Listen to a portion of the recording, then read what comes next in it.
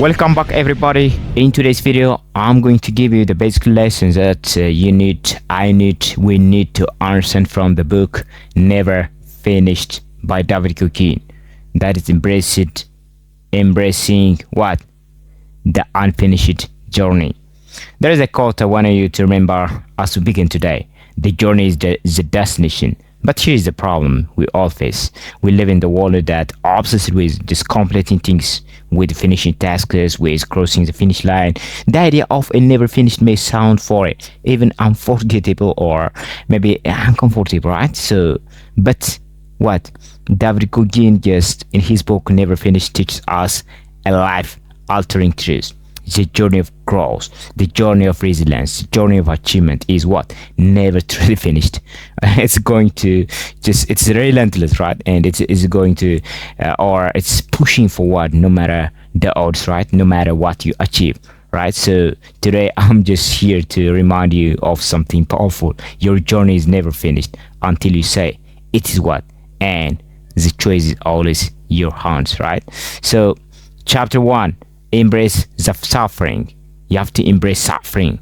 You have to be suffer, because all things are you got after the suffering, after you have gone through all that shit, right? So David Goggin opened his book just with a raw and vulnerable reflection on his life. His journey is not just one of the luxury and ease, right? It's been just a path filled with suffering, challenges, and just unimaginable hardship, right? So Goggin does not just surrogate to or the truth about growth. It requires you to embrace the pain. You have to go through the struggle and suffering. So he tells us what? Bluntly, that there is what? No transformation without hardship. There is no what grows without hardship, right? But here's the thing. Suffering is not just the enemy. In fact, it is what? The ultimate teacher. We all just experience pain, physical or emotional or mental. But what if we changed our perspective on it? What if instead of avoiding suffering, we welcome it as a stepping stone to greater strengths? What if? In this chapter, Goggin challenged us to seek out suffering in our life, because it is what? It's through pain that we discover our true potential. Every time you feel like you can't go on, that's when you need to just dig deeper, right? So every time just you feel that voice inside telling you to quit, that is when you need to fight harder. So suffering is a tool. It's the only way to break past the limit you have set for yourself, right? So that is, so the only way to truly grow is to embrace suffering, for it is just the gateway to your next level, right? That is. So chapter 2, the 40% rule.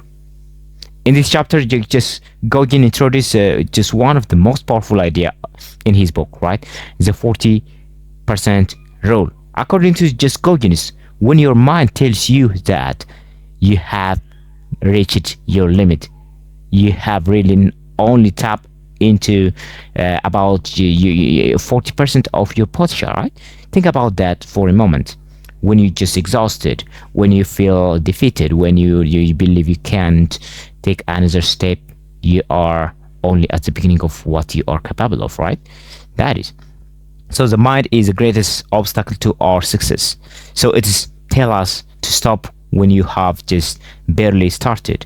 It tells us we are done, right? But in reality, we haven't, right? Even scratched the surface, right? So the next time you think you cannot keep going, remember, you have only at 40%. You are capable of so much more. The difference between those who achieve greatness and those who quit lies in how they react when the mind says, I can't. So the greats, what? Keep pushing. They keep fighting, and they tap into their remaining 60%. So you haven't even begun to tap into your potential. Don't stop at 40%. Keep pushing until you have just given it everything you have got. Okay? Chapter 3, calloused your mind. Goggin's story is not just one of the physical transformation, it's a mental battle. In this chapter, he talks about just callousing the mind, much like you would toughen up your hands with repeated effort Over time, by consistently challenging yourself, you develop the mentally toughest to endure anything. So the mind, like a muscle, grows what? Stronger, and the more you exercise it, right? But here is the kicker. Most people just stop when it gets hard. They give up just when their mind is beginning to toughen up. So the moment things get uncomfortable, they retreat. But those who push through the discomfort, who keep going even when just every fiber of their being screams quit, are the one who build the unbreakable mind, right? So the more you push yourself through adversity, the stronger your mind becomes. Eventually you will reach a point where obstacles no longer phase you. So challenge became opportunity, right? Setback becomes fuel for the fire. So you can only toughen the mind by repeatedly facing the discomfort. Stop avoiding it. Let it be just a hammer that forges you your steel, right? Chapter 4, the accountability mirror. The chapter is one of the most powerful tools in Goggin's arsenal, right? He talks about the accountability mirror, a place where you look yourself in the eye and have an honest conversation about who you are and where you are going. It's just about just confronting the truth. We live in a world that loves to blame others, to point fingers to others, to make excuses. But Goggin teaches us that true growth starts when we take responsibility for everything in our life. So ask yourself, are you where you want to be? Are you doing everything you can to achieve your goal? If not, the mirror is where the real conversation happens. The mirror does not lie. It only reflects the truth.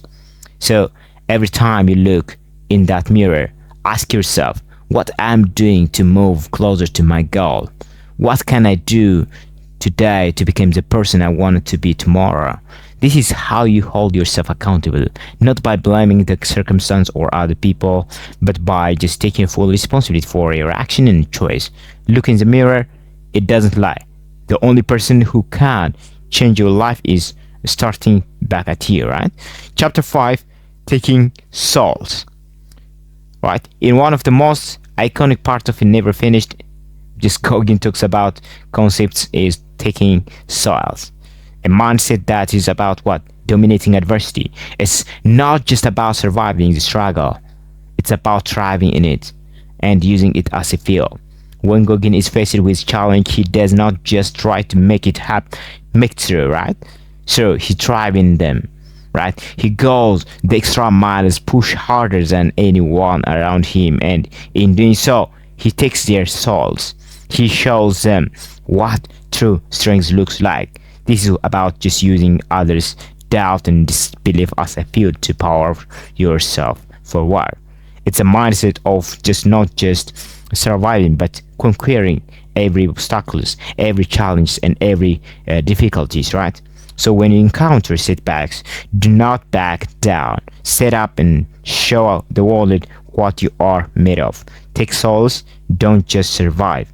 When others doubt you, rise above them. When others slow down, speed up. That is so the never finish line mindset. As we wrap up today's speech, I want you to remember this: you are never finished. Your journey of growth, transformation, and achievement will never have a final destination. The process of becoming better and stronger and more resilient counting every day, every single day. David Goggin shows us that true greatness is found in the fight, in the struggle, in the never-ending journey to improve.